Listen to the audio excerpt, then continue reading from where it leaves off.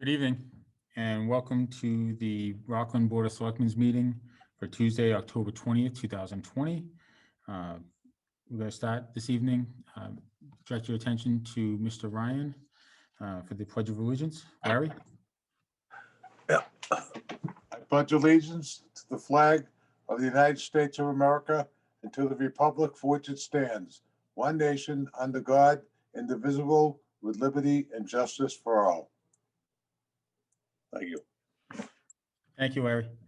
Good evening and welcome. Please be advised that this open meeting is being broadcast live and recorded by WRPS for playback on Comcast Channel 14 and Verizon Channel 31. It will also be available for online video on-demand viewing at WRPSRockland.com within 24 hours of its conclusion, as are other recently recorded meeting and community events. Please go to WRPSRockland.com for further information. First on the agenda, community announcements, Healthcare Worker of the Week. Doug Webb. Thanks, Mike. I actually don't have a healthcare worker of the week this week. We weren't able to communicate with the person that we were hoping to select.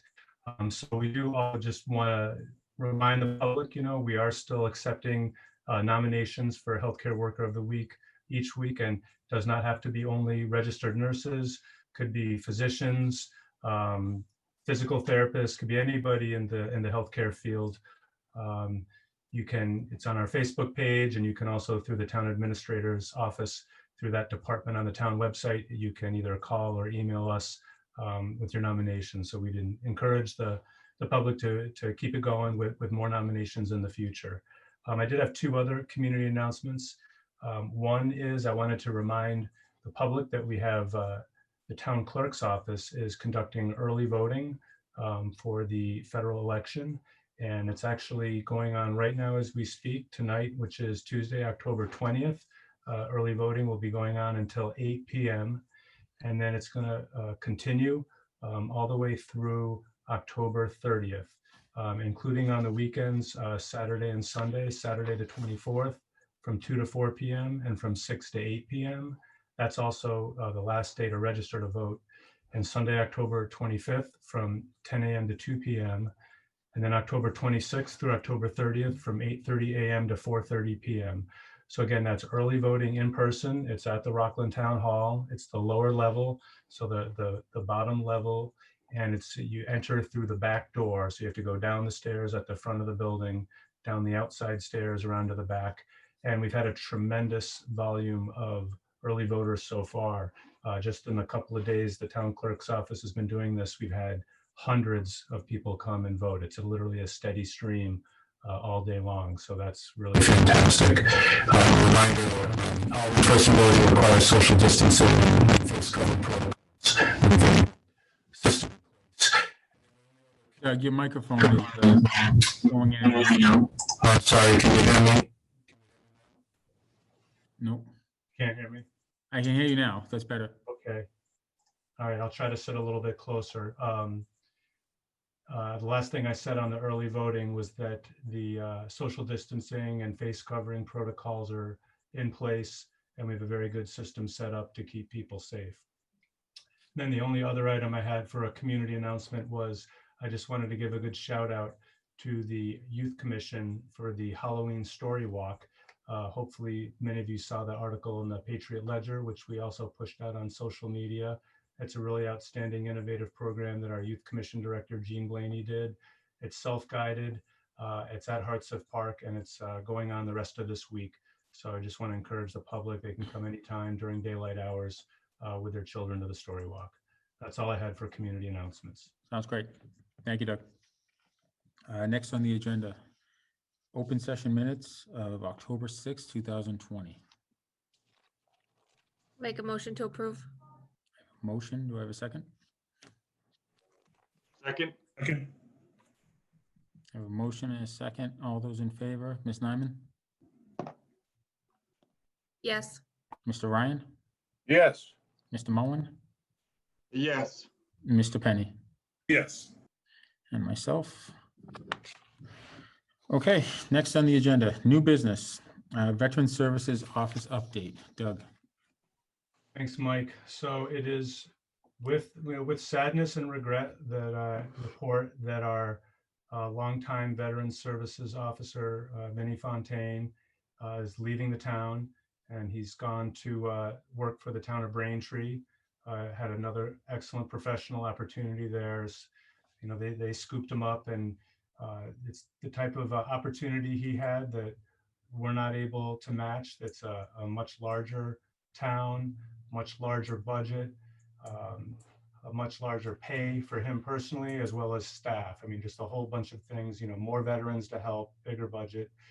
We just couldn't match that offer. So um, we really want to thank Vinny for everything he did for the town. He was a true gentleman, and he'll really be missed professionally, but also just personally. I mean, he's one of those guys who volunteers. You all know him better than me, but Yeah. for the public's sake, he volunteers and helps everyone, and did so many things that I'm just learning about things now that he did and never told me about, but I end up being made aware of it later. So it's a real loss for the town. He was a tremendous man and did a lot for veterans in this community, but Braintree's going to be better off for being able to get his services. So Vinny's last day was actually this past Friday.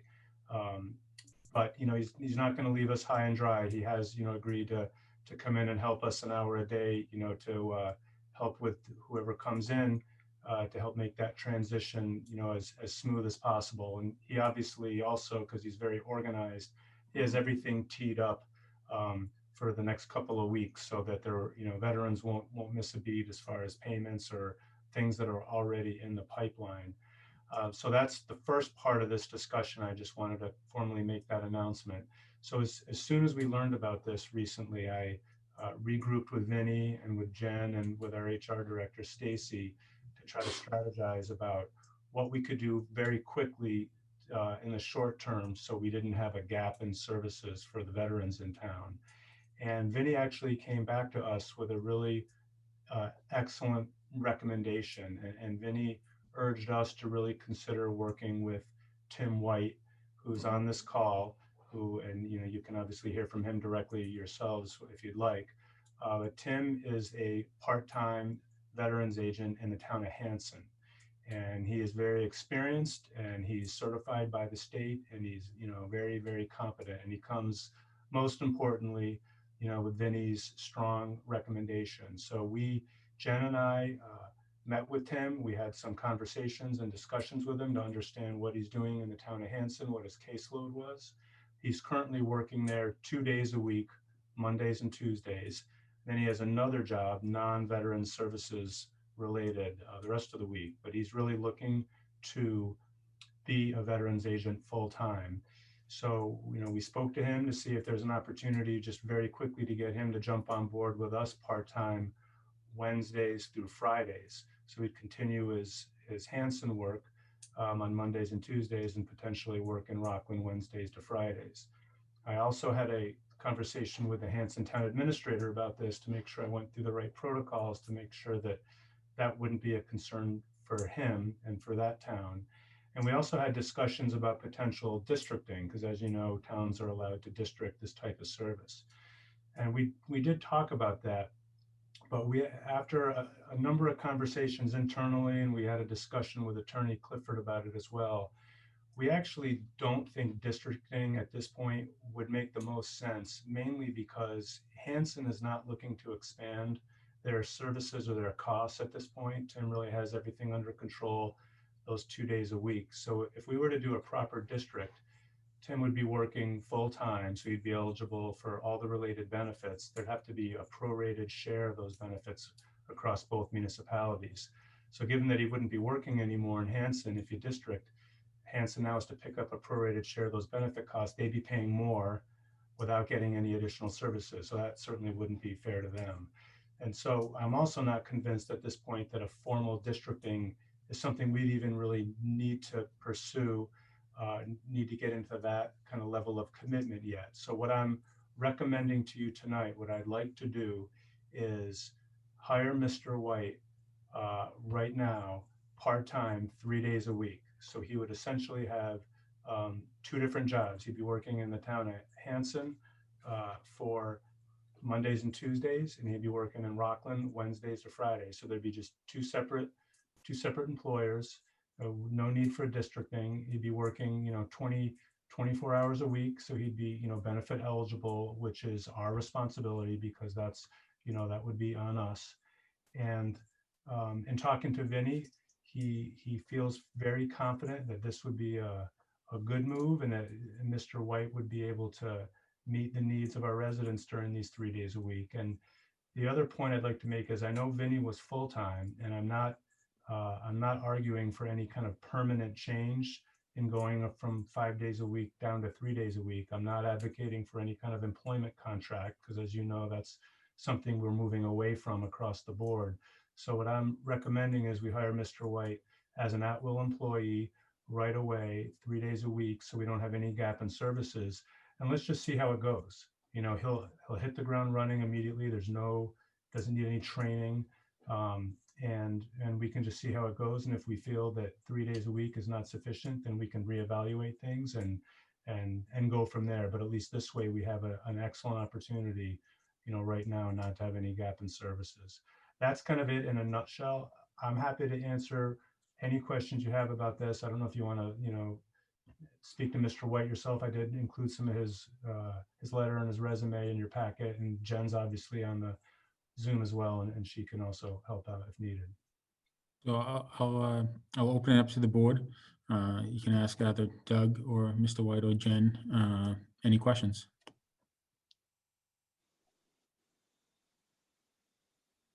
Yeah, I just have one. Yeah, I just have one question to start it off. I mean, in terms, like I know, I know in terms of the requirements in the statute for VSOs. I think in terms of either the population, of different, of different communities. I think there's a threshold where communities either have to have a full-time, or a part-time VSO based on their population. And based on our population, do you know where we stand? And if, and if in accordance with state law, we're required to have a full-time VSO, or a part-time VSO. I don't believe we're required to have a full-time VSO, and Mr. Okay. White can certainly correct me if he thinks I'm wrong, but we did check with Attorney Clifford. Okay. And just as an example, this exact arrangement, the towns of Franklin and Avon, Yep. they each have part-time VSOs, the same person they share, and the towns of Halifax and Lakeville also do the exact same thing. So that's my understanding. If I could just jump in on that quickly, Mike. Our understanding, those are guidelines that are set, Okay. not necessarily statute that requires or has those thresholds. Okay. No, that makes sense. I mean, I'm all for trying, to pool services together, not entirely share them, but pool them. I mean, and first of all, I want to thank Vinny for, all his work and all his efforts. He really, in the past, I think 3 years he was here, he became part of Rockland. And we knew Vinny, he knew Rockland and he was part of our town. And I just really wanted to thank him, as well as, in addition to what Doug mentioned, Vinny was just instrumental. He was always there, and he was always able to help and willing to help. And I'm sure, I'm sure Mr. White is a very great guy, but he's, he's not going to be Vinny, and I think it's also a good idea to bring him on board. So, yeah, no, it all makes sense with me. Larry? I'm really good with that. I think it's an opportunity for us to shave a few dollars off the budget if it works out that way. And you can't, it's hard to replace anybody, but I told, I would say the same thing to Vinny, Vinny, the best wishes to you, Vinny, and to your family.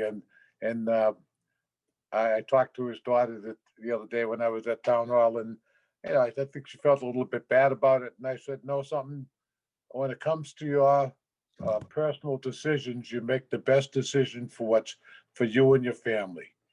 I said, there's always going to be a town of Rockland somewhere. There's always going to be, something. There's always going to be, no matter who leaves, there's going to be always somebody to pop right up. All right. So, best wishes to Vinny. He's a great guy. We're going to miss him tremendously, and we'll welcome Mr. White, and hopefully he'll join the group, and he'll soon be a positive asset for our town. It sounds like he's going to be hit the floor running, and let's go with it. If there's no advertising issues or anything like that for the job, we don't have to advertise for the job to make it a legal deal or anything like that. Yeah, I mean, it's not like procurement where there's, a law that requires it. I mean, normally you'd want to do something like that, but in this instance, I don't want to have a gap in services. I don't want to wait a month, without having anybody in place. So I'd rather make this move, and it's an adjoining town with someone who's certified with the Yep. state. It's I'm all for it. I just want to make sure. I understand. I thought of it too. There's no little things that come back, some obscure thing that, we have to do, like Mike said, that we have to have a full-time because of the population and things like that, We just don't want to we just want it to come back and bite us, that's all. I'm sure that you have it under control though, so I got my faith in you, pal. Anybody else? Rich? Yeah, yeah. So, no, Doug, I think this is the right approach to take at this point in time. We're hiring him as an employee at will. There's no contract. We're going to bring him in as part-time. Obviously, a lot of towns in this area have a part-time veterans agent. We've had a full-time for quite some time. So I think the biggest thing is White, make sure that there's communication back through Doug in his office.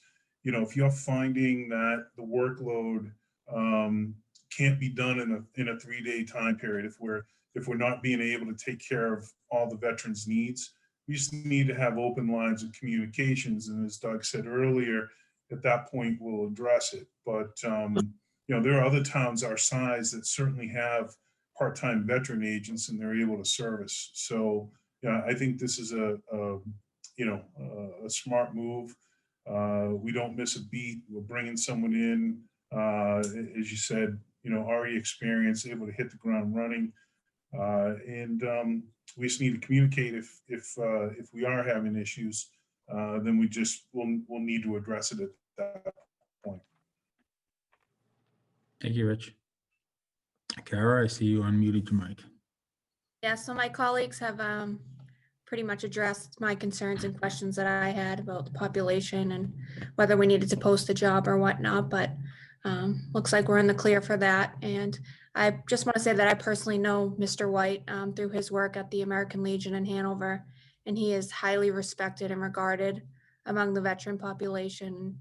His resume speaks for itself, and I think he'll be a great addition to the town of Rockland. Beautiful. Thank you. So I just want to talk for a couple minutes. One of, I think, the priorities in Rockland has always been our veterans. Doug, you and I were talking earlier this week. Were we going to subsidize or add a clerical position to the Veterans Office to help out? So that is definitely something we can talk about. Absolutely. I was thinking, let's wait for Mr. White to get started and see how it goes. But I think if needed, that could make a lot of sense. Yep.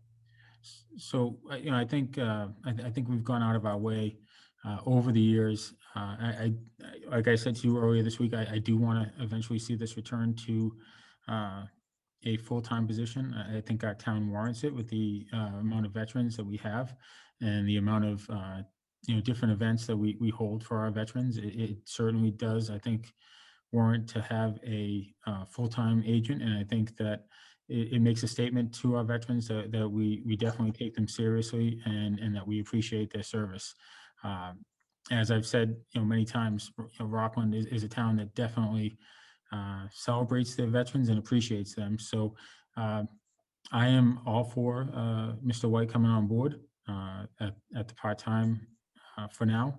And obviously we can explore it as we get down the road. But, the biggest thing was to not have any gap in the services, and let us know how it works out. So I don't know if it's something that we take a vote on this, Doug. Couldn't hurt, if you're willing to do it, why All not? right, so I'll entertain a motion to bring Mr. Tim White on board as our part-time veterans agent for 24 hours a week until further notice. I'll make Make that that motion. motion. All right, I'll defer to the veteran on our committee. So There you Larry got the first. There you Rich, go. I'll entertain a second. Do I have a second? I'll take the second. I got Rich as a second. All those in favor, Ms. Nyman, Yes. Mr. Ryan, Yes, Mr. Mullen, Yes. Mr. Penny, Yes. and myself is a yes. And I'll just give Mr. White, if you just have any comments, any questions of us.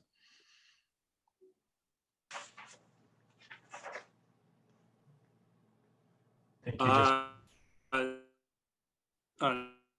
No questions. I just like to take the, I guess my resume down to all of you. So I'll just quickly, I served just over 20 years, retired as a command master chief. My last unit happened to be in Boston, and that's how I ended up getting to Hanson. But in that role as command master chief, I was the senior most enlisted person in the unit. And for much of the late part of my career, that was my role. And I took care of all enlisted personnel issues, and I was a liaison to the command. And so my boss was, a captain, or if you're from another service, it's a rank of colonel, is who I worked with directly on all enlisted persons issues, in a work-life balance or operationally, whatever we were doing. Aside from that, I've been doing the veteran service officer job in Hanson for the past 3 years, and I've known Vinny for the past 3 years. He was actually a next door neighbor to a very good friend of mine that passed away last Christmas. So we've kind of had some common talks throughout the years. And I see him at all the trainings. I'm a member of the Southeastern Massachusetts Veteran Service Officer Association. And I'm also a member in good standing of the Massachusetts Veteran Service Officer Association. And I've kept up my certifications and trainings. So even though I'm in Hanson, it's a smaller town, one thing in the community for the veteran service officers, we all take care of each other. So for instance, I've worked on cases and claims for veterans from Whitman, Halifax, East Bridgewater, other towns who they just happen to come in because, maybe they have a sister that lives in Hanson and they just figured they'd stop by for a conversation. I've helped out people in different states because the other states don't have the services that Massachusetts has.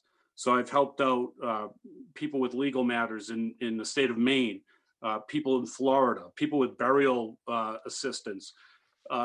So, even though it's 24 hours in Rockland, I'm hoping that the flexibility between the two towns, there's nothing keeping me from having somebody from Rockland when I'm sitting in the Hanson office to come in the office and meet with me and work on a person's claim or that type of thing, and vice versa, in Rockland. So it happens with a fair amount of frequency in our world, no matter what. So I look forward to the opportunity. I've talked to Vinny about it. And like you all said, keep you apprised if there's truly much more demands, we'd have to take a look at it. But based on what Vinny's told me, I feel confident that I can step right in, kind of pick up where he left off and provide Rockland the best service possible, and I'll take care of the veterans. And I do the same thing in Hanson. So with that, I just figured it's my introduction to you all, and I look forward to working with you and getting to know you better. So thank you very much for the time. Awesome. Thank you. Thank you, Tim. Welcome to Rockland. Welcome. Thank you. Welcome. All right. I should have noted, Mike, I'm sorry, I should have noted that he does have another job, which he needs to give a little bit of notice. So I believe November 5th, I think, Tim, was what we had tentatively talked about, pending the meeting tonight. So that's roughly what we're looking at. Yes, thank you. We good? All right. Next on the agenda, COVID-19 update. Doug?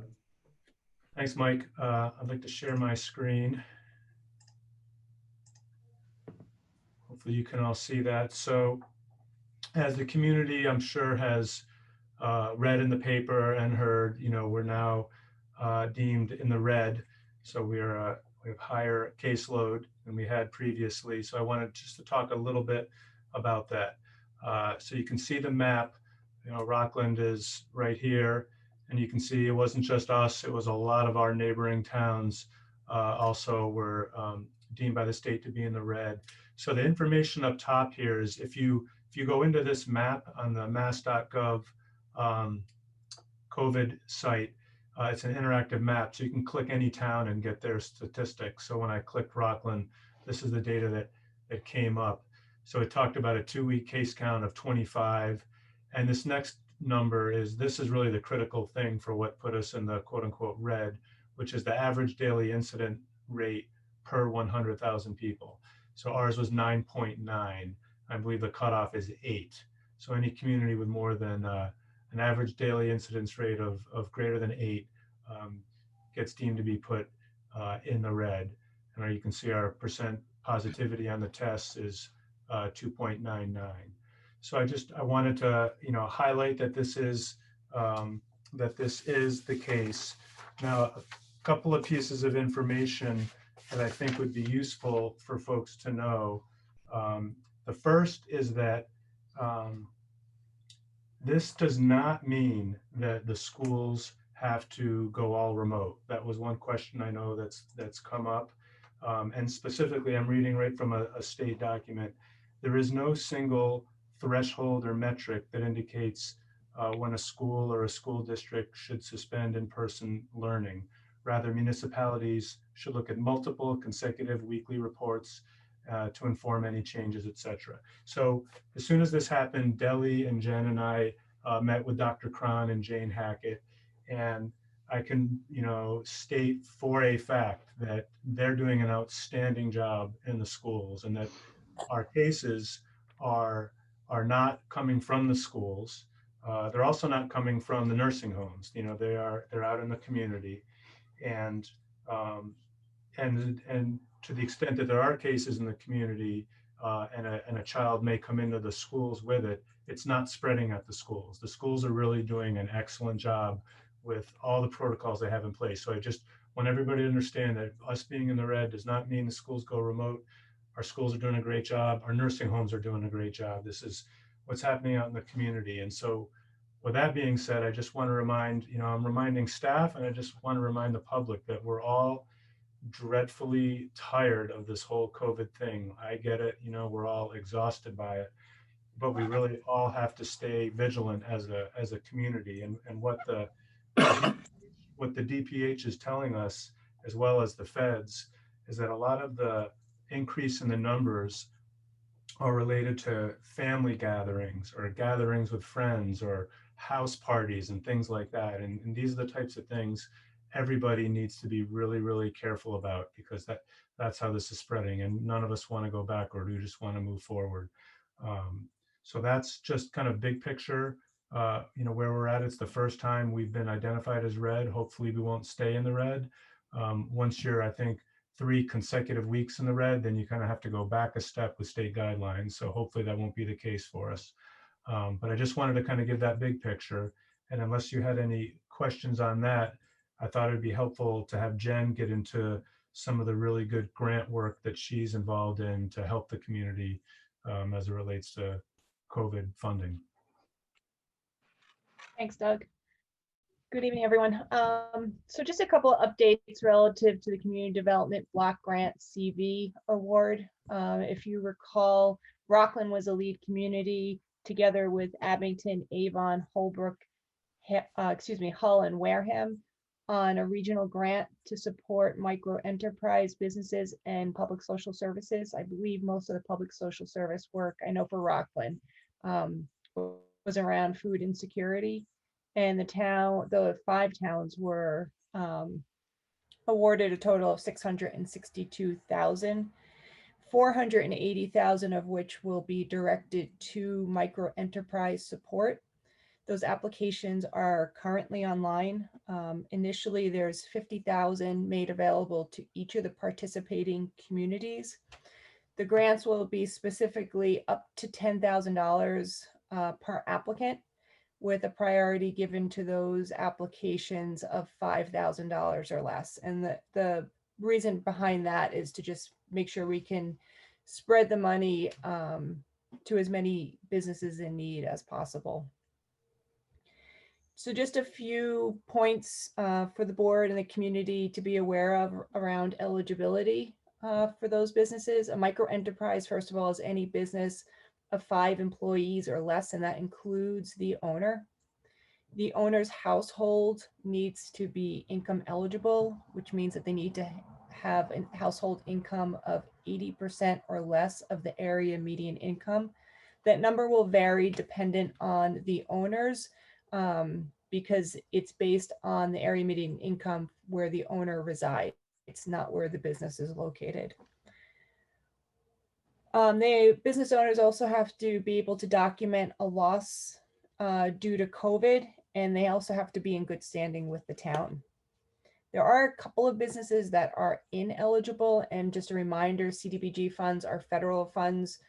So some of the reasons for these ineligible groups are based on the fact that it's federal funds.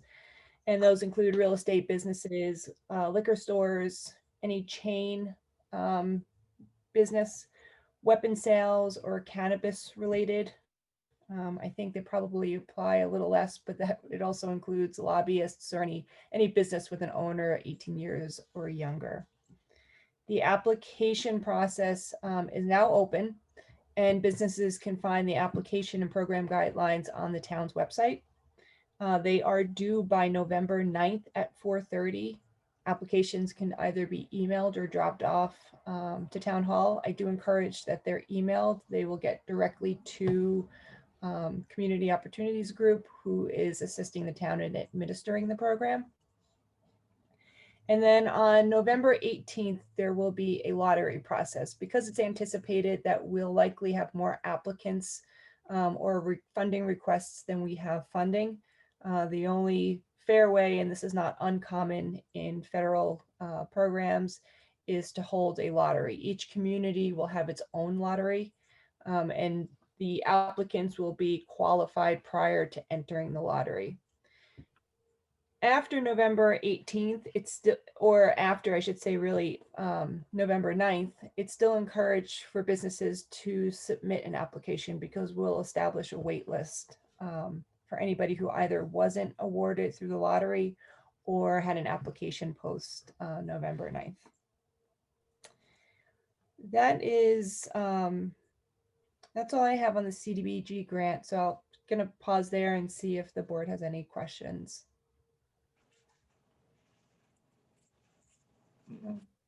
Okay. Right ahead. Just, oh, okay. One other reminder was that the public social services for Rockland were awarded to support food insecurities. I believe we'll be working through the senior center and their existing programs. That will also get underway shortly. And then the other funding bucket that or funding opportunity that the town has available to the residents is the allocation, the CPA allocation for affordable housing. And that's specifically to provide rental and landlord assistance. We are speaking with NeighborWorks Housing Solutions, an agency out of Quincy, to help develop this Rockland specific program as well as administer the program. This is work that they do on a regular basis and have done for a number of years for the state. I think the fact that we have not yet launched this program is actually a positive because just to remind everybody, the eviction moratorium ended on October 17th. And so any funding that's needed for rental assistance is particularly going to be needed from October 17th forward. In addition, the state has allocated $171 million during this current fiscal year to be utilized for rental support and other housing stability programs. Of that 171 million, 112 specifically to support housing stability. So in the interim, we are talking with NeighborWorks, as I mentioned. They are pulling some data specific to Rockland households. They now administer and assist Rockland households in their housing applications. So the state has two specific programs which have been assisting households. That is the IRMA program, which is emergency rental and mortgage assistance for any household impacted by COVID, as well as the RAFT program, which is residential assistance to families in transition. So they have some data and some access to families in need right now. Once we hear those statistics of current applicants for either the IRMA or RAFT program, we'll look to see what targeted population in Rockland we want to gear the funds towards. So the RAFT program, for existence, targets households at or below 50% of the area median income. And IRMA, IRMA funds, I know I'm getting a little in the weeds, I apologize. IRMA funds families between 50 and 80% of the area median income, and RAFT is less than 50% of the area median income. And so we want to make sure that because we only have about 86,000, including administration and the rental assistance in CPA funds, that money gets to the households in the greatest need or least likely to recover without additional assistance from the impact on their rental and mortgage payments. And that's a CPA update. Are there any questions on the rental assistance program? No, I don't have any. Everybody good? Yeah. Yeah, thank you, Janet. This is incredible. Thank you. You're welcome. Thanks, Jen. Thank you. Doug, moving on. Other new business not reasonably anticipated.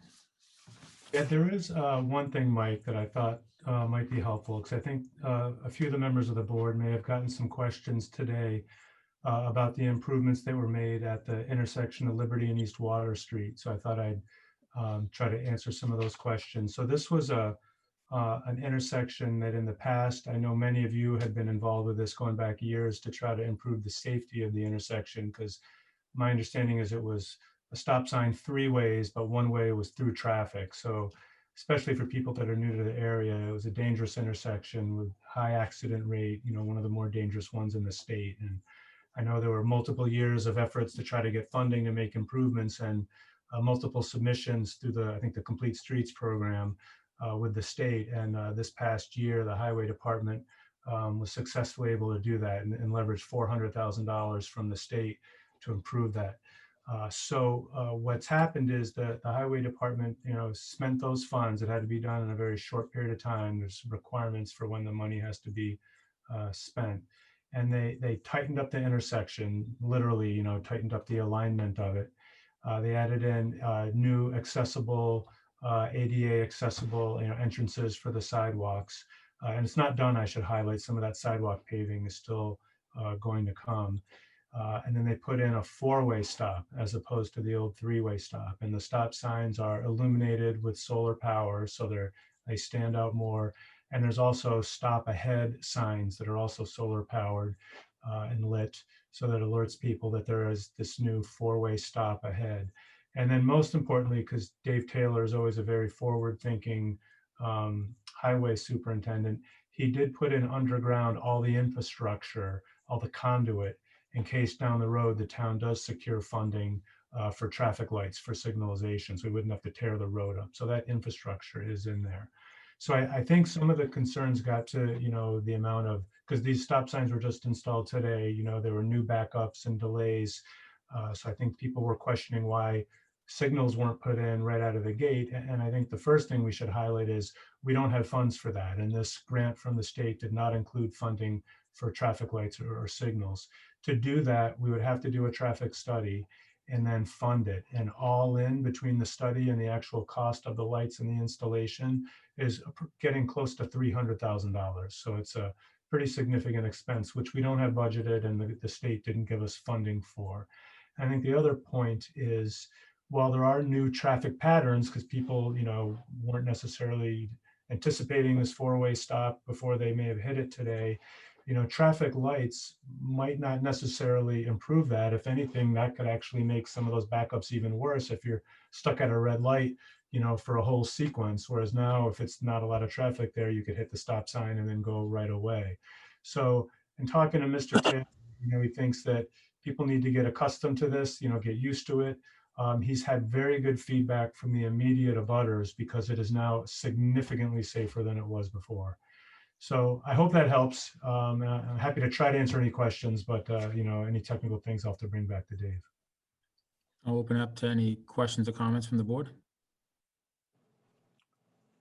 No, I don't have any.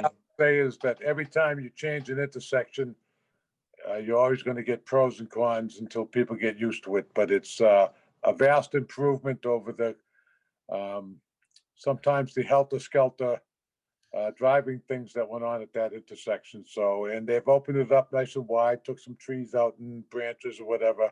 Looks great. People will get used to it, and the town of Rockland will be much safer.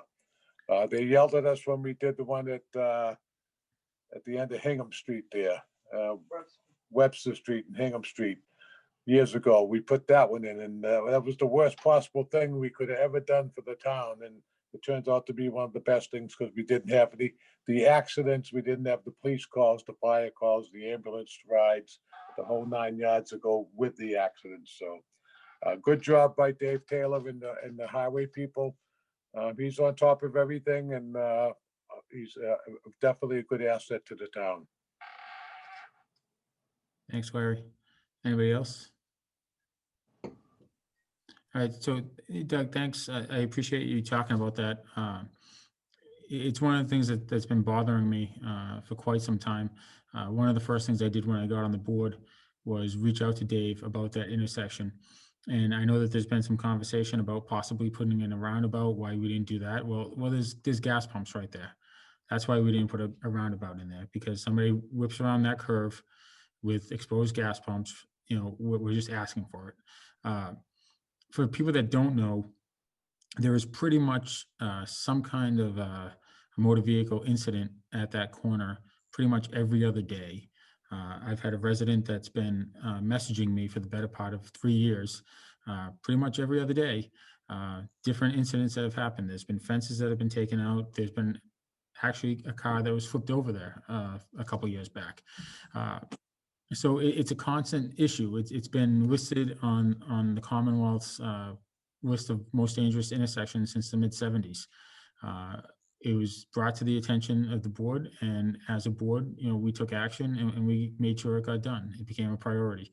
I drove through there this afternoon during rush hour, and yeah, it was backed up a little bit, but it took me 4 minutes to get from Beale Street to the stop sign and through it. I travel quite a bit around the state, and there's many towns that have stop signs that take longer than 4 minutes. and intersections that have lights that take longer than 4 minutes. It wasn't that bad. It was day one. People will find different ways to go. And a lot of people are going through there because they know they can speed through there. So I think it's important that we take into consideration the safety of our residents and the neighbors that live in that area. I mean, one of the guys that lives on the corner, he's afraid to sit in his backyard because he's got a fence there, and he's afraid that a car is going to come through his fence one day while they're sitting back there. So I think it was a big improvement for the intersection, and it'll take some getting used to, but I think people will get used to it and they'll come to appreciate it. And if the state ever comes through with more funding, to Doug's point, Dave had the foresight to put the conduits in the ground to support the infrastructure for a traffic light, which would probably take more time. But with that being said, if anybody has any questions in regards to the intersection, they're more than welcome to reach out to me. And they can reach out to Doug, or they can reach out to Dave Taylor. I'm sure any of the other members of the board would be willing to speak to it as well. So with that, I guess we can move on. Old business, personnel policies update. Doug. Thanks, Mike. Yeah, I just wanted to give a very quick update. As the board recalls, we did a lot of work with Jen and with Stacy and with town council to update the old employee handbook into more modern personnel policies, which kind of goes hand in hand with the board's policy of moving away from individual employment agreements. And so we have an excellent document that the board approved, but it's pending impact bargaining with all the unions. So we've been working our way through that process. We're not done yet. We're most of the way through it, but I'm just happy to report so far that it's going really well, because as we planned, there really are no impacts on any of the unions. And the first thing that we do, and the unions were a little bit nervous when they read this because they thought, oh, we're changing everything compared to what they were used to.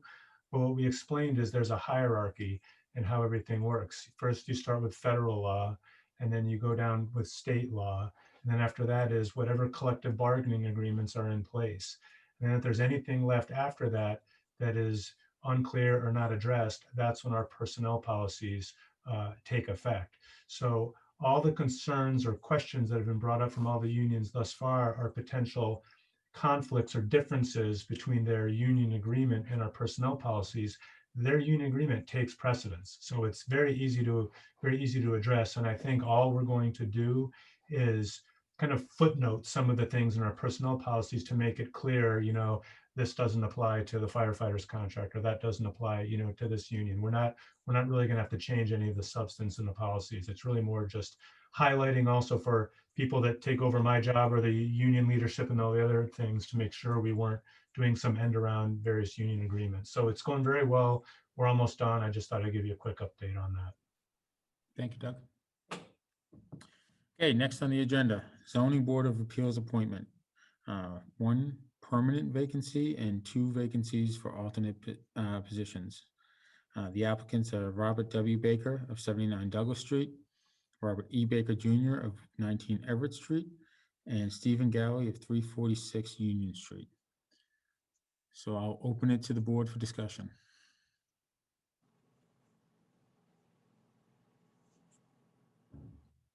Nobody? Hey, it's me. Yes, it is. I thought our interviews, 2 weeks ago, 2 weeks ago, were really helpful, Mr. Chairman. Did you have any feedback from the zoning board chairman at all? Yeah, I spoke to Chairman Rosa. He did watch the interviews, and he said that he thought the candidates were looking at their backgrounds and their resumes. He thought that they were all suitable to be on the board, and obviously he said he didn't want to lean me or any of you guys in any specific direction as to who he would like to see as the permanent, but he did say that he was comfortable based on their backgrounds with all of them being members of the board. Yeah, and that's helpful. One of the things, just in terms of my experience and my perspective, and and what I got from the interviews, I thought, like as Chairman Rose had mentioned, I think, all three of them will hopefully participate in the zoning board. Uh, you know, uh, you, however, over the past 3-4 years, we have worked hard, to bring like a new business, whole climate and some forward thinking into Rockland. In some thinking that's backed up by what, I think collectively we all want to see in town. And I personally was very impressed with Mr. Baker from, I'm sorry, we have two Mr. Bakers, so like Everett Street. Robert Baker. I thought, oh, oh, honestly, like I think like the outside of Rockland experience that, he would bring to the zoning board, is helpful. Like he's been other places. Like he's educated. He understands. Uh, like he, uh, like he understands zoning laws. And I think that's helpful. And we're always encouraging new people to apply, and to get involved in our government. So, like it, uh, uh, uh, so for the permanent position, like I would like to, I would like to see the Mr. Baker from Everett Street, actually have the permanent position. I'll second that. Was that a motion, Mike? Yeah. Yeah, no, I'll make that motion. Okay. Okay. So before I'd like to make a comment. Yeah, just sure, absolutely. before we go. So, I agree with Mr. Mullen. So, while I think all three candidates are qualified, and I thank each and every one for applying, and I think the town is better for all three of those individuals to roll on the zoning board. I think over the last couple of years, we really have focused on trying to encourage individuals with more extensive background that may not have stepped forward to volunteer for the town. Whenever you get an opportunity to have someone with a background in law, has municipal experience, certainly newer to the town, but certainly coming with what seems like a wealth of knowledge in looking at what's on the board today. And we have some great members on the zoning board, but one thing that we don't have is someone with a law background. So I think he'd be a great addition to the other members that are on there, a different perspective. So I wholeheartedly support Mike Mullen's nomination or motion. Okay. So I have a motion from Mike, a second from Larry, I guess a third from Rich. Take it to a vote. Ms. Nyman, Yes. Mr. Ryan, Yes. Mr. Mullen, Yes. Mr. Penny. Yes. Okay. So Mr. Baker, Mr. Baker Jr., congratulations tonight. You are now a permanent seat on the Rockland Zoning Board of Appeals. Make sure Thank you get so voted. much. I certainly appreciate your confidence in me. I also want to thank you for the courtesy with which the interview was conducted. I felt very comfortable, and it was obvious from your questions that you were looking to explore the merits of the various candidates. And again, I appreciate your confidence. I'll do everything possible to justify that. I also, on a totally unrelated matter, want to thank you for the traffic improvements at Liberty and East Water. I go through there a couple of times every day, and it, particularly the fourth stop sign. Thank you so much. All right, so he's the one with the positive comment today. There you go. That's the And one. I can't imagine there would be anything other than that. I have been inundated with messages today of people complaining, asking who's the idiot that thought this was a good idea. I'm like, I Mike did. Mullen. I got the Mike same Mullen. things, and I said it's Michael Laughlin. Yeah, I know. Well, this was Mullen's idea, so I'll get you back Whoever on that idea one. it was, thank you very much. appreciate that. Anytime, Mr. Baker, I'm more than happy to help. So with that said, guys, we still have a little bit of business to do. Obviously, the other Robert W. Baker remains on the board as an alternate.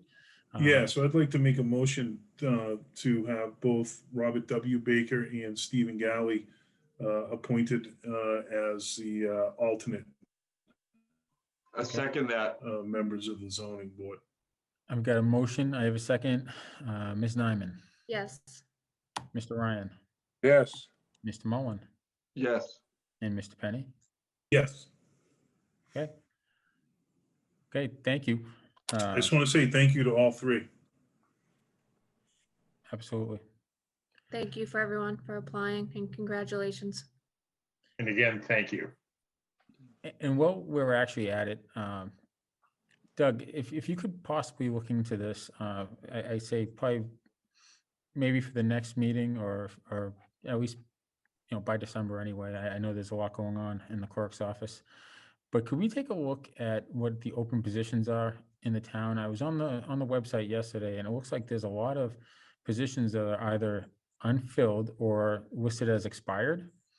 So if we can have that, taken a look at so that they can get that cleaned up so that we can really go about advertising the positions that are available so that we can start, putting it out to the community members. I mean, okay, we had 2 people apply this time around for the zoning position because they heard and they wanted to get involved. So, maybe we strike while the iron's hot, and if we put a list out there of what's available, somebody might find something that they're interested in. But in the meantime, I think anybody that's got an expired position right now, we got to look into either reappointment or maybe it's just they need to be sworn in or just paperwork needs to be cleaned up.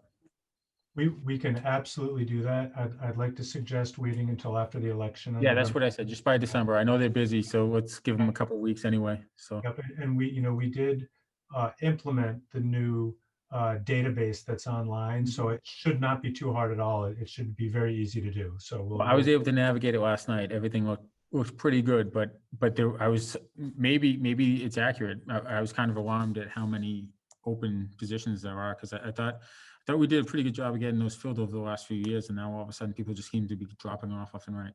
And I think some of those may be people that you've reappointed, but they haven't gone in and gotten sworn in by the clerk. So that's something we'll sort out and get back to you. Sure, perfect. Yeah, we just want to make sure Robert Baker Jr. gets sworn in. Then we'll just, and the sub, Stephen Galley. Yeah, I was going to contact the selectman's office tomorrow and ask what I need to do that. So Yeah, thank you for the reminder. You just go to the clerk, you go to the clerk's office. Oh, okay, very good. Thank you. We're gonna give you a piece of paper though. Why don't you give Doug a call in the morning, and Doug can set you up with everybody you need, and especially make sure you get him Rob Rose's phone number so that he can give Chairman Rose a phone call. Will do. Okay. Wonderful. Thank you. Thank you, guys. Next you. on the agenda, revised FY21 budget update. Doug. So I know I sound like a broken record, and it's like I'm getting tired of hearing myself say it, but we had everything all set and then something changed again. So since our last meeting, the governor's office came out with a couple additional numbers on an updated cherry sheet estimate. And our charter school tuition reimbursement number went down by $122,000. So that's money that we thought was going to be coming in that we no longer have coming in. So just to refresh everybody's memory, going back when COVID, first we did a normal budget pre-COVID that was excellent.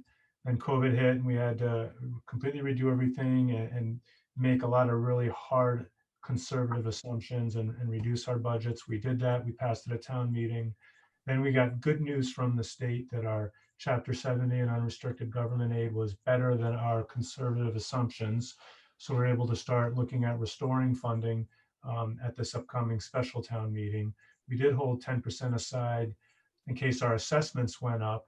We got the number on the assessments and they still looked good. So we felt comfortable releasing that 10%.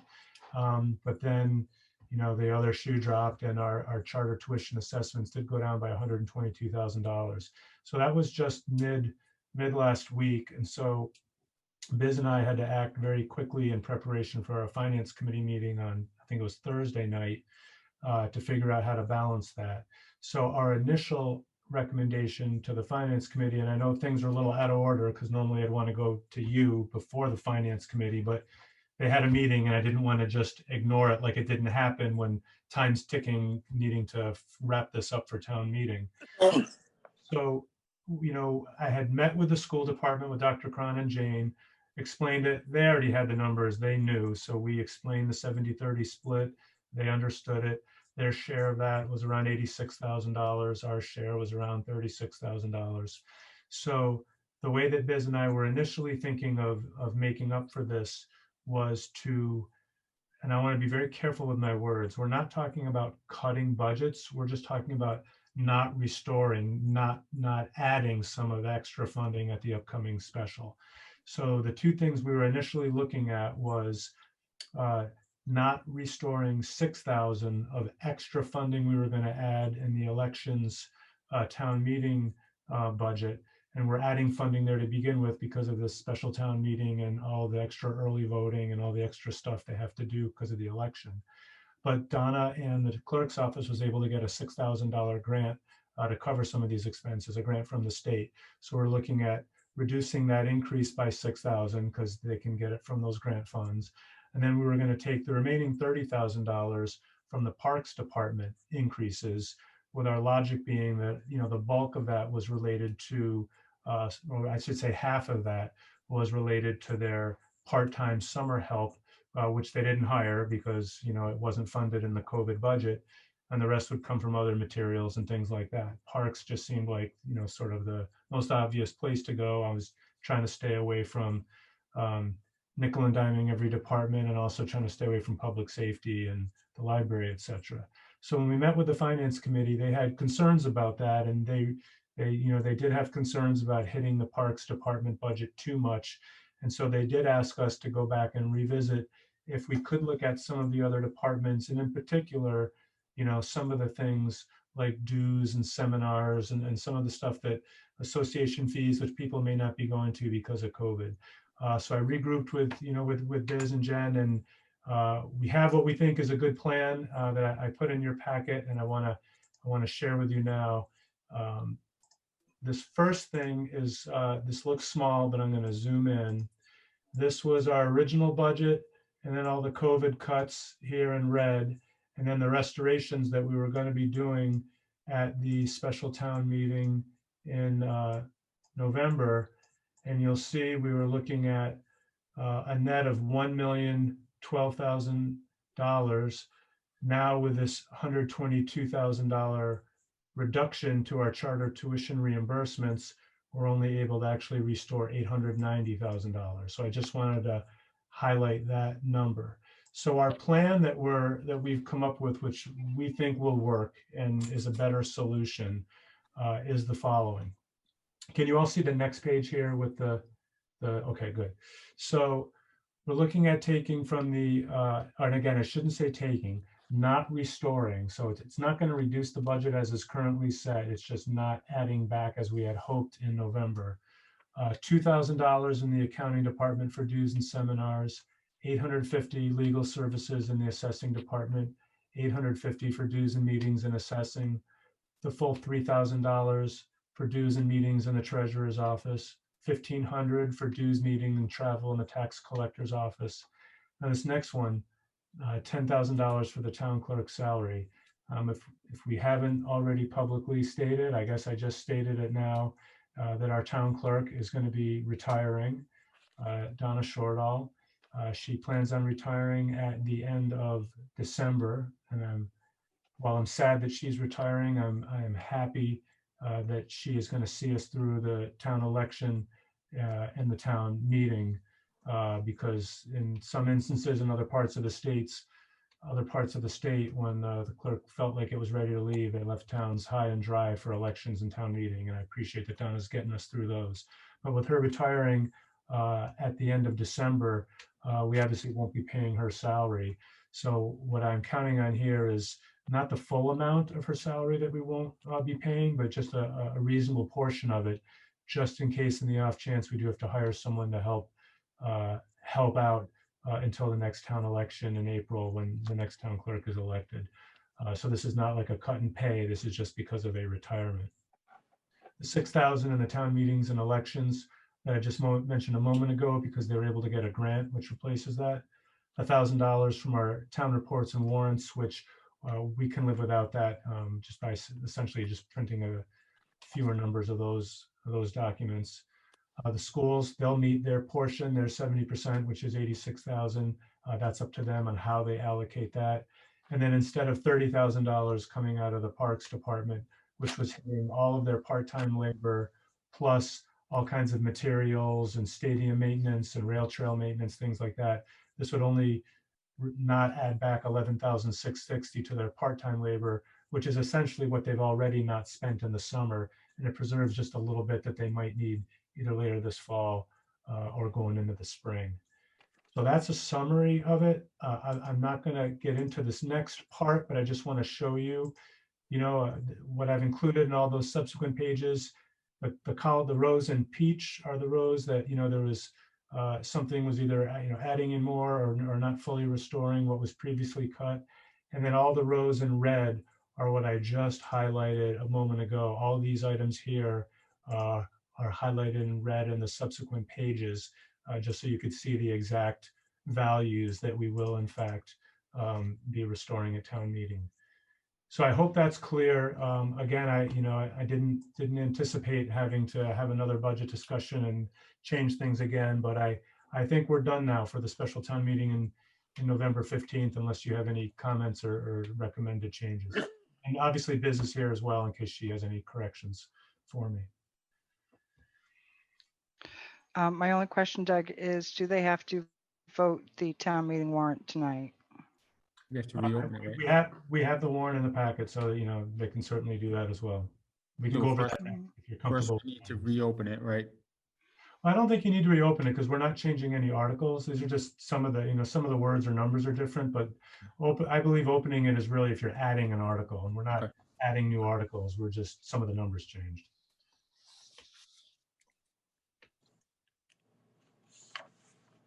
On that note, I'll make a motion to approve the updated fiscal year 21 budget adjustments that have been presented by the town administrator and the town accountant.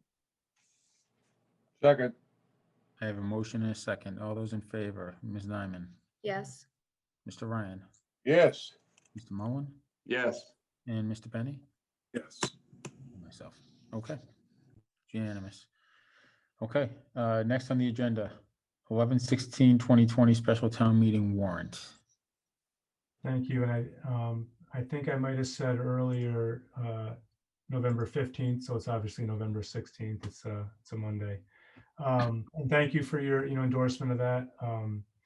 Normally right now we'd be working on the FY22 budget, and we're still doing FY21. The state budget hasn't even come out yet, so everything's going to be pushed back a little bit. But why don't I share my screen one more time and just go through what I think is the final warrant. There's just 3 articles on here, the same as we had talked about earlier. The budget restorations, now it's that new lower number, the 890,000 that we talked about earlier. Paying some unpaid prior year bills, and then funding the response time analysis. Mm-hmm. So if I just go quickly, this is the new updated sheet that shows line item, the amounts that we are restoring. And again, the only reason that clerk line is a negative number is because of that salary line. And you'll see it totals the 890,000. So all those numbers, these are the actual increases in the budget. The previous spreadsheet I was showing you was how much less we were restoring in certain line items. So that is Article 1. And I had the emergency notice reviewed by town council, so that this is a proper emergency notice. Article 2 are prior year unpaid bills. Since the last time we looked at this, we added one additional Covanta bill in the middle. And again, we have updated language from town council about the nature of the emergency. And then Article 3 has not changed at all since the last time I showed you this. And to just be, crystal clear again for the public, because I know this question has come up. Why are we doing this? And I just want to make it really clear. No decisions have been made whatsoever. This is purely looking to get some data, have an analysis done that could help us, inform us as to whether building one new large headquarters is the way to go, or whether, because of a lot of the new commercial as well as residential developments that are happening up by exit 14, might make more sense for us to have a separate substation, two smaller stations, rather than one big station. So this would fund what they call a response time analysis, where a consultant would look at all of our runtime, see what makes sense. We still feel pretty confident that we're not going to actually need to vote this and to fund this from town funds. We believe that we do have a developer that's looking to develop up in the exit 14 area that is committed verbally to funding this, but I still want to have it in the warrant just in case something falls through between now and November 16th. But I anticipate being able to pass over that article. And that's all we have for the warrant. Great. Okay. Next on the agenda. Oh, actually, any other old business not reasonably anticipated? I have none. Okay. Town administrators report and correspondence. Doug. All right, thank you. So, as far as what I've been doing over the last couple of weeks, again, the budget, updated numbers, redoing everything, that's been occupying a lot of our time. But hopefully that's going to be it for FY21. And after November 16th, we can really just start working on FY22, which I have to say we're all worried about a lot. The state's dipping into approximately half of their rainy day fund, and it could be tough times ahead, but we're going to do our best to do what we did before, which is be conservative. And if we get good news later and we can add funding back, great, but we don't want to be too aggressive and have to make cuts midway through the year, because that's the worst position to be in. Related to this response time study that I was just mentioning earlier, Jen and I have been working with MAPC, our regional planning agency, to help us review the A.W. Perry proposed mixed-use zoning overlay district that they're proposing. And the rough plan for that is to have that presented at the next May annual town meeting, which is in May of 2022. Excuse me, May of 2021, sorry. So my point on this one is just that while, some people have raised concerns that, what are we doing? And there's too much development. What about water and sewer, et cetera?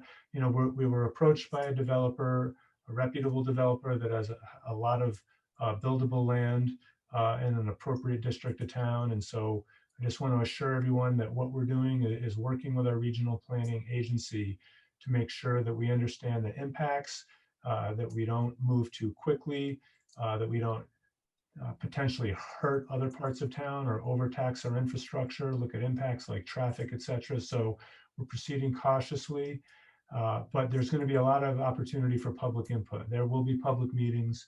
There will also be things presented to the planning board, which will necessitate planning board public hearings. And then ultimately voters get to decide this at the annual town meeting, which will require a 2/3 vote.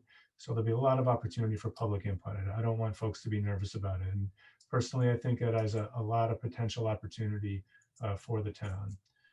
Related to that, Jen and I have also been meeting with Union Point, both with the redevelopment authority as well as with the new master developers.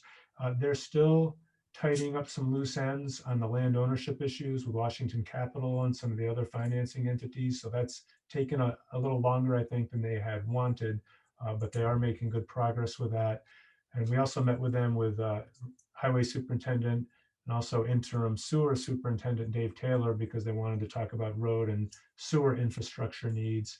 And so, you know, we're going to connect some of their potential build out issues with the engineering firms that are doing our sewer department feasibility studies to make sure those things are included, at least in the analyses, to see if there's any more cost-effective ways that maybe we could partner with Union Point with potential sewer upgrades. It may make sense, it may not, but let's at least get the data in there so they can evaluate that. We had a charter review committee meeting last night, and that was really, it was an excellent meeting, and it was particularly helpful because it was our first meeting since we've fully engaged with the UMass Boston Collins Institute, and we've kind of re-energized the process, which was stalled a little bit because of COVID. So between now and the next meeting, UMass Boston Collins Institute will be providing the committee with several other kind of model charters from selected other communities. They all won't be identical, but they'll all be kind of modern best practices for us to kind of review for comparison purposes. And most importantly, between now and then, the Collins Institute is working on a detailed memo for the town that's going to recommend a lot of technical edits and corrections and potential policy areas for the town and the committee to think about. So we're looking forward to getting that memo. Also, since we last met, the Community Preservation Act Committee, at our request, voted to approve the use of some of their CPA administrative funds to pay for an appraisal of, and it's kind of known 3 different ways. Some of us call it Reed's Pond, Studley Pond, or the Spring Lake Cemetery land acquisition. I'm going to have to settle on a name and just stick with one going forward. But as the board remembers, there is land abutting the pond that the town uses and has used for a long time as sort of a park, but the town does not actually own that. That's owned by the cemetery.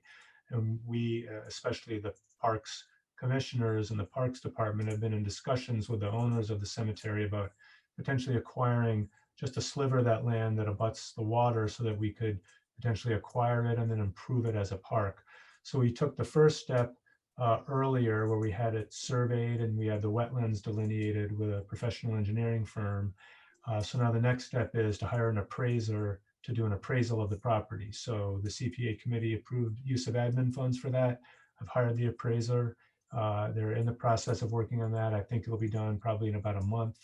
So I think what I would recommend is sometime soon, maybe as soon as we get that appraisal in, I'd recommend having an executive session with the selectmen, the CPA committee, the Parks Commission, and the Open Space Committee so that we can all discuss if this is a good acquisition for the town.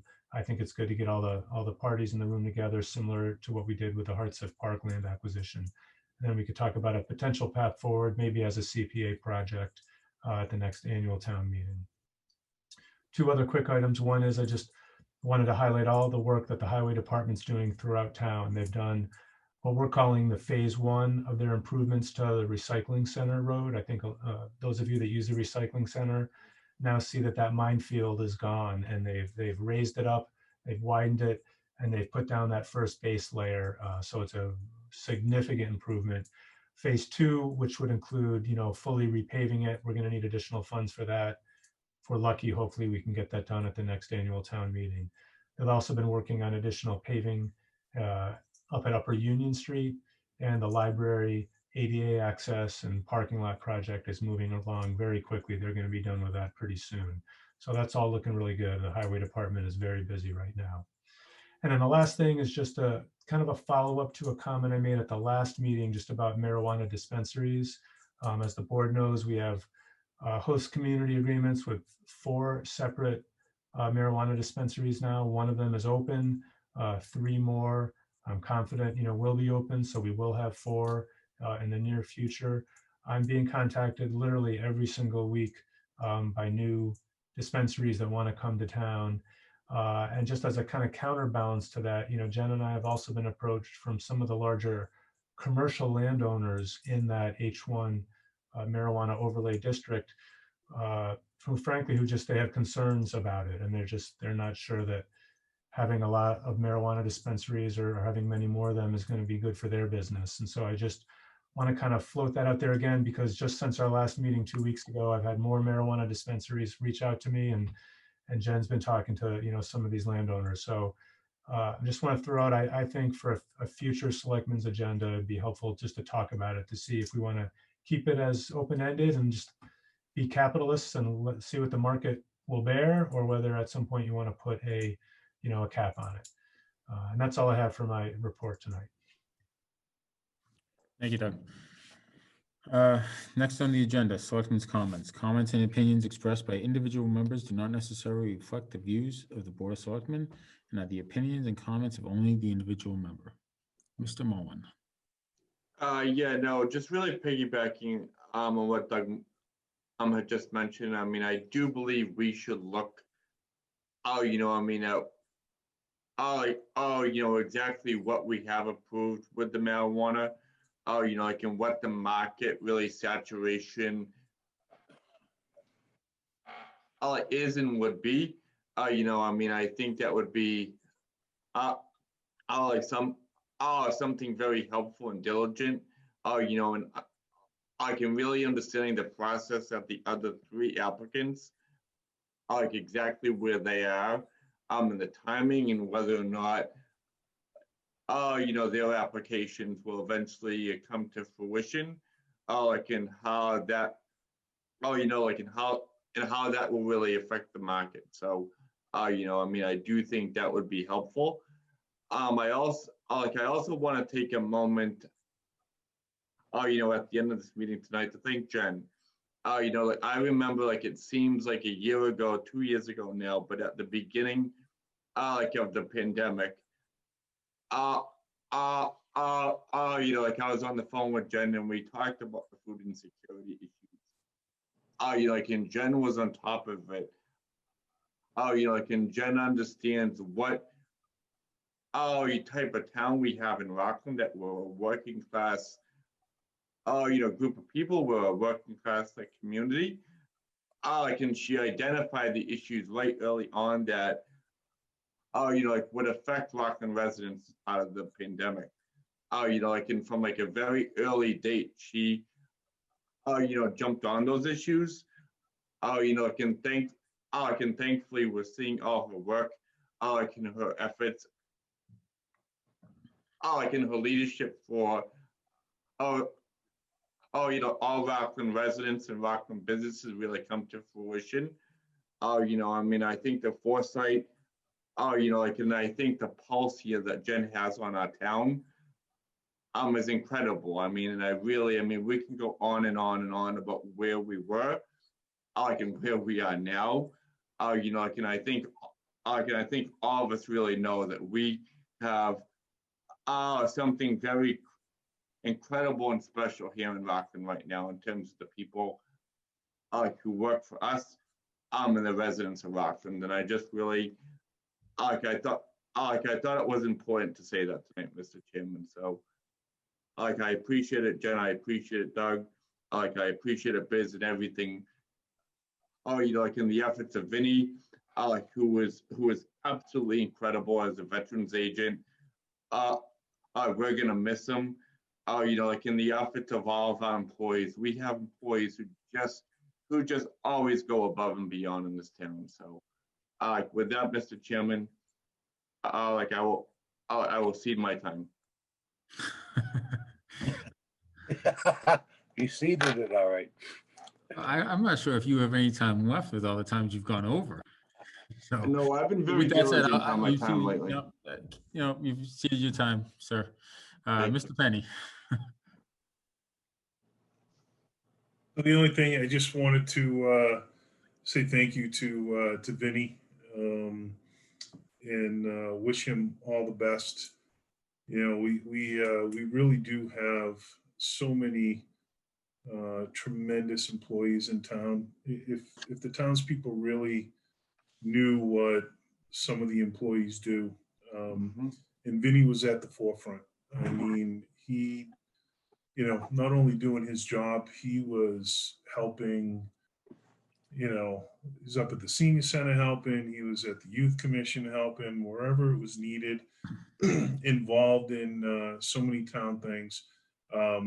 He truly, truly will be missed.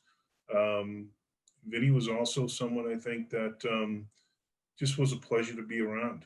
Whenever he was around, wherever he was a better place for it.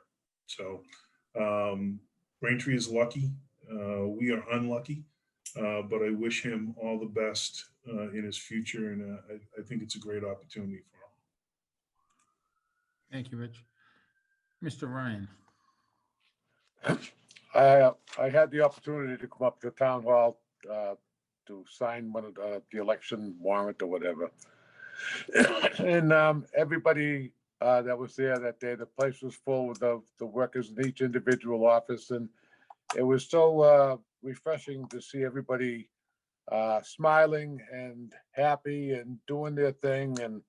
And it's really a good thing.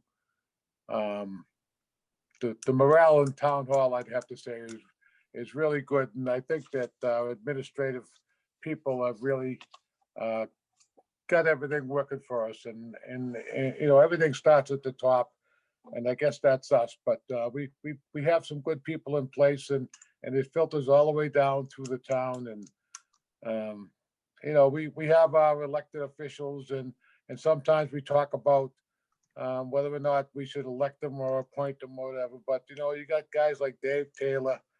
You got, there's so many other guys like him that step forward, and Vinny who take on additional responsibilities for the town. And it just, it presents a good picture as the town is a cohesive force in the neighborhood, if you want to. People no longer look at Rockland like with funny looking eyes, because they know we have people in place. We know we have things working. And I mean it. I've been around a long time, and I've been through all the crap, and the ups and downs of our existence, if you will. And we got it rolling. Yeah, of course, the pandemic's standing in our way, but you know what? Every time it rears its ugly head, we mow it down and we push it aside, and we do what needs to be done for the town. And I want to thank you as the head of the chairman, and the board of selectmen, and the people we have, Doug, Jen, Stacy, Biz, all the workers in the office. They're all in there smiling the other day. They're all doing their job. They're happy. That says a lot for the town and the organization, and the things that we're doing to make things right for the town of Rockland. And I'm not patting us on the back, but we're doing a damn fine job. And I want to thank all involved, because it's a team effort. And something, as a team, we're in first place. Thank you. Thank you, Larry. Ms. Nyman. Well, I think my colleagues have covered it all tonight, and I couldn't agree more with what each of them have said. But I also want to take this time to say thank you to Vinny Fontaine for his service to the town of Rockland. I know our veterans are better off for having him as our veterans agent. So thank you, Vinny, and I wish you well in your new position in Braintree. Thank you, Kara. And I'm just going to piggyback off of that. A few years ago, I had a very good friend of mine who was in the armed forces pass away tragically, very unexpected. It was actually 4 years ago, almost to the day.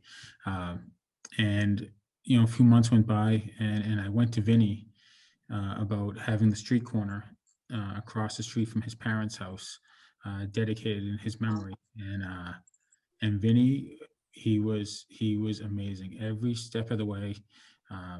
The way he interacted with the Gold Star family, the presentation that he put on for the day, the ceremony, the turnout. Vinny it was really one of the first things he did since coming to the town. And he took off with it. I mean, I think the rest of you guys can all remember how shy Vinny was at first. When he got here, he was really kind of afraid to speak when we'd ask him questions in meetings. And and he hated getting up and talking. And then by the time he was done, he couldn't get the microphone out of his hand. But Vinny is, I think as Rich said, he's really just a really decent guy, and just, one of the nicest people that I've come across in this town. And when Doug mentioned it to me a couple weeks ago that he was seeking other opportunities, that he had another opportunity, he was going elsewhere, I didn't really know how to process it. Obviously,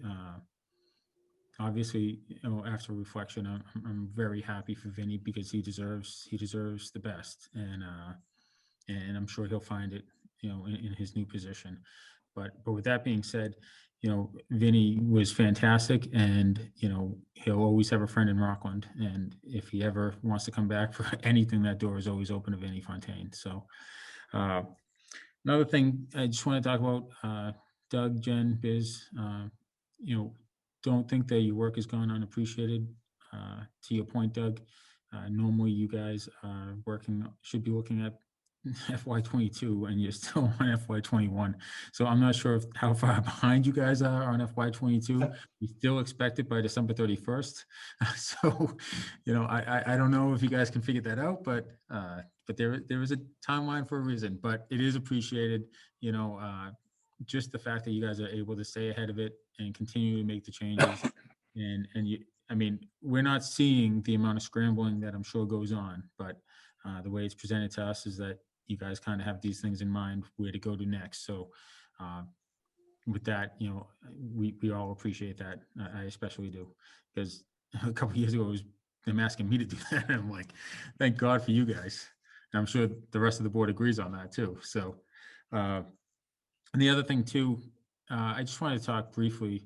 I just want the residents to remember that myself, and I want to say each of the other members of the board, as well as the town administrator and his staff, we're always open to answer questions. I've noticed over the last couple of weeks that, I don't know if it's us, but we've been taking a lot of heat on social media, and Rich went out of his way to answer some questions respectfully about the town meeting quorum, which was lowered in the spring, without incident, and people showed up.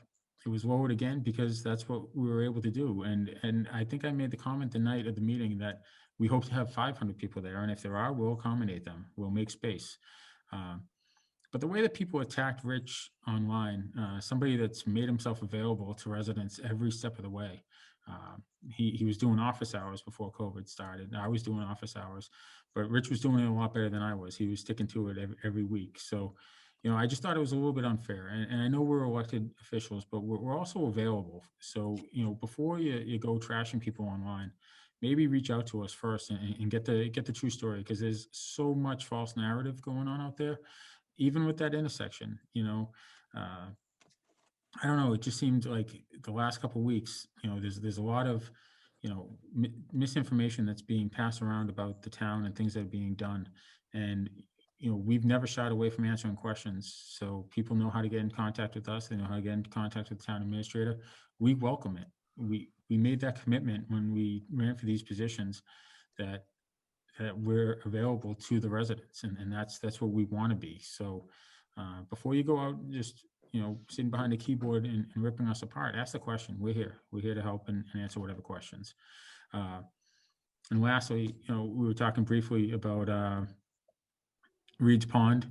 Doug, I just want to put it on the record that if we do anything up there, if there's nothing ever done to that spot beyond what it is now, Harbor Master Island, all right, the island in the middle. It's a commitment that I made to Larry a few years back. Harbor Master Island. Nobody else gets other naming rights than Larry. Well, I actually proposed putting the bridge from Arthur Street across to the island and putting the Harbor Master's building out there, but just don't put a four-way stop. when the COVID thing's over, we'll talk about it again. Sounds good. And with that, I'll entertain a motion to adjourn. Motion to adjourn. I got a first and a second. All those in favor, Ms. Nyman, Yes. Mr. Ryan, Yes. Mr. Mullen, Yes. and Mr. Penny. Yes. Myself. Thank you. Good night. Thank you, everyone. Have a Thanks, good everyone. night. Nice Bye. job.